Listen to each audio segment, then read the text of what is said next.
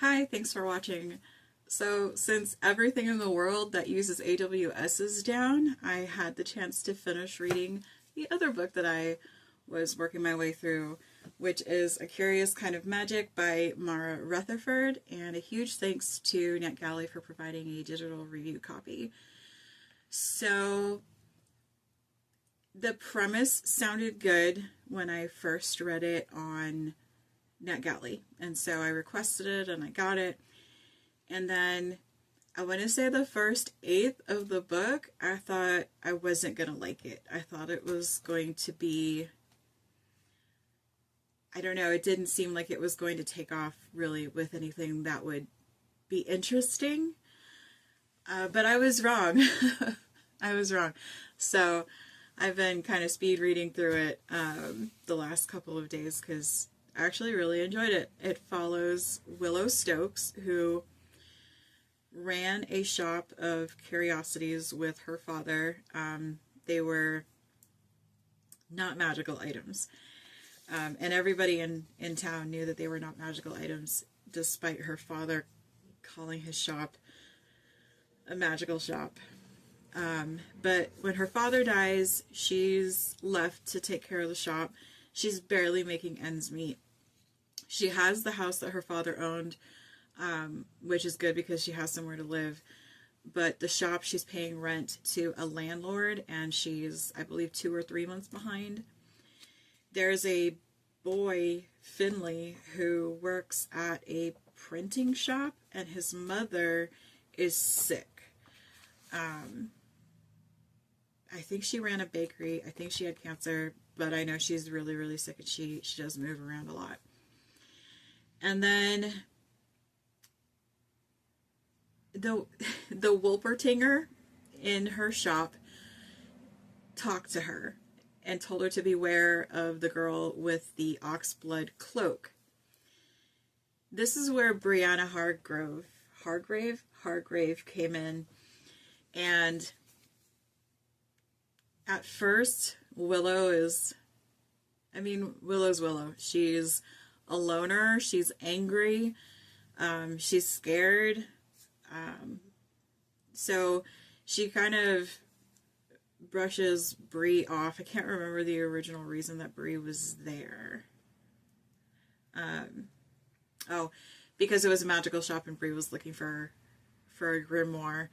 So Bree is looking for this grimoire. It's the Oxblood grimoire, and it's supposedly supposed to help her rid herself of a curse.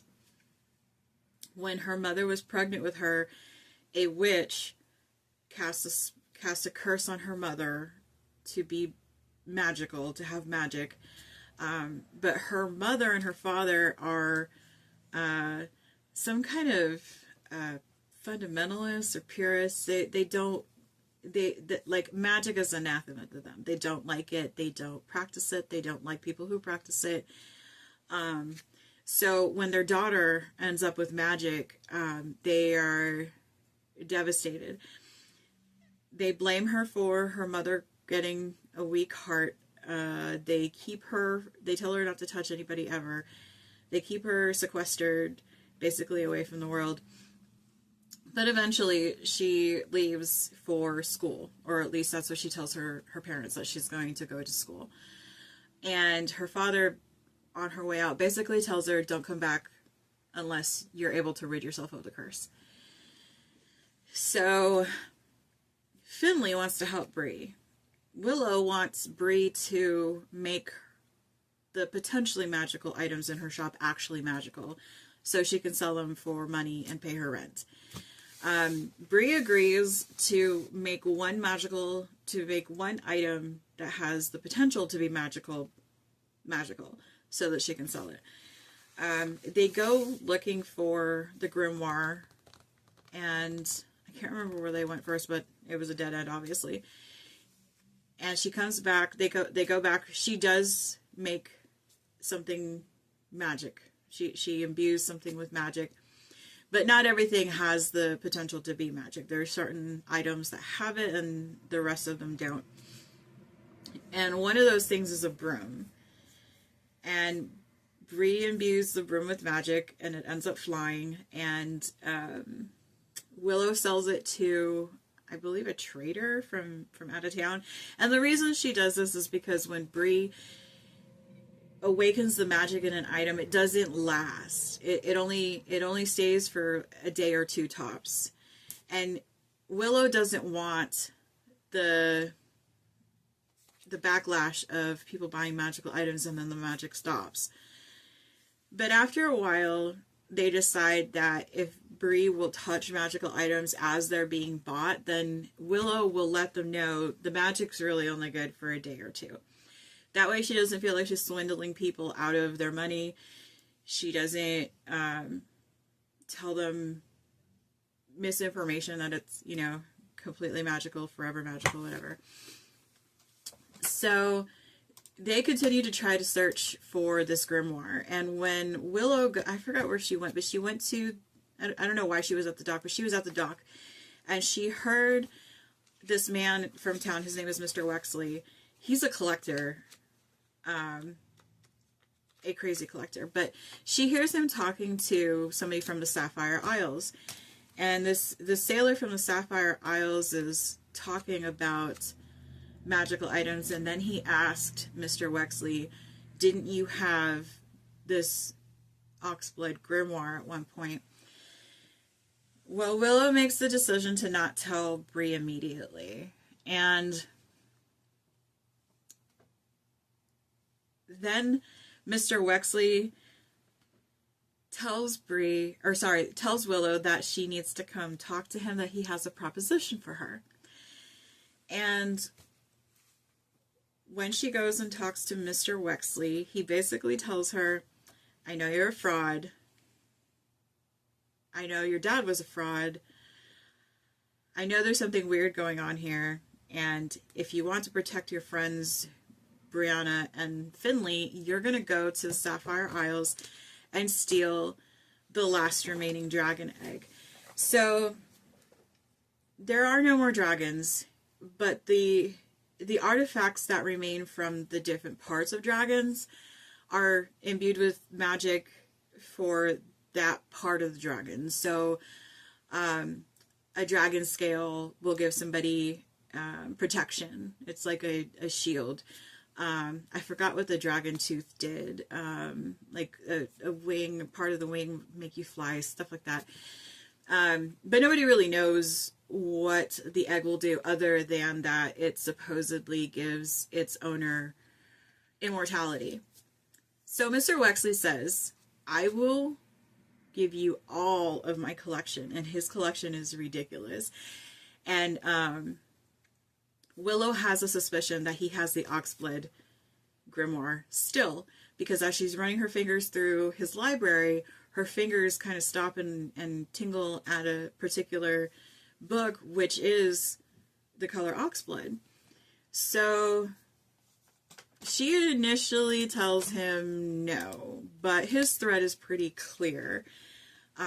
Either she does what he's asking, or he's going to end up hurting her friends and telling the whole town she's a fraud. And so she, instead of going and telling Bree and Finley what is happening, she tells them that the spell they found in a witch's grimoire that they had gone to go, they went to go see a witch, and she had a grimoire, and the spell that Willow found in that grimoire mentioned I forgot the name of the tree. I think it was a willy wagga.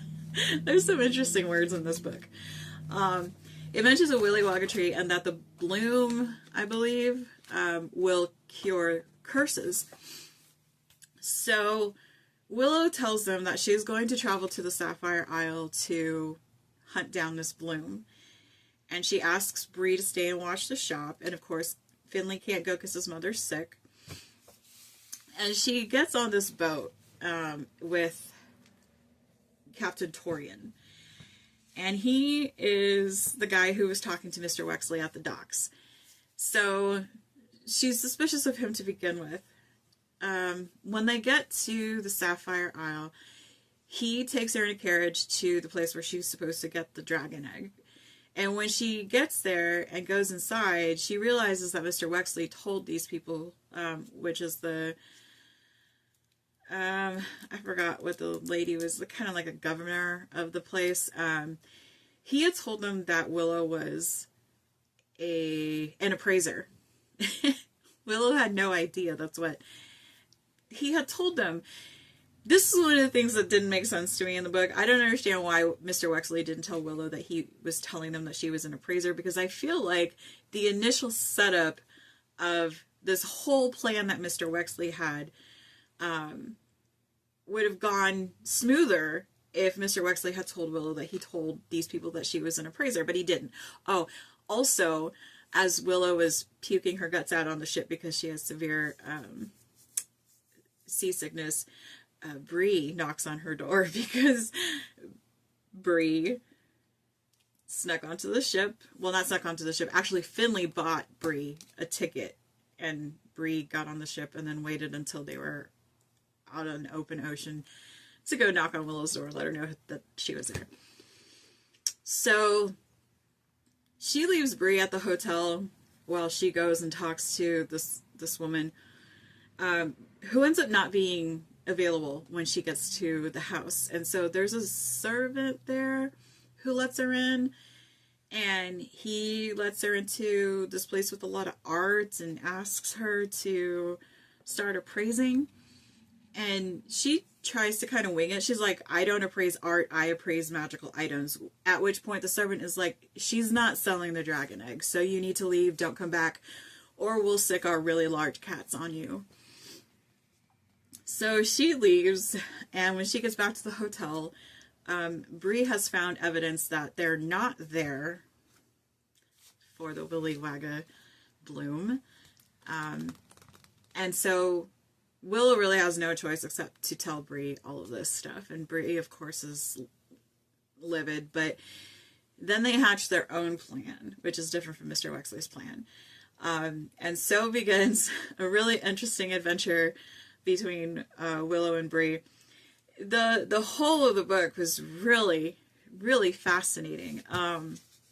Like I was impressed with the character growth, because you see Willow's slow growth from this angry loner girl barely making it into accepting Bree into her life and accepting the friendship that Finley's been trying to give her this whole time.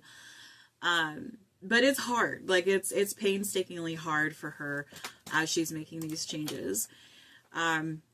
But it was great. Like it felt cozy. Like I don't read a lot of cozy fantasy, but that's what it felt like. It felt cozy.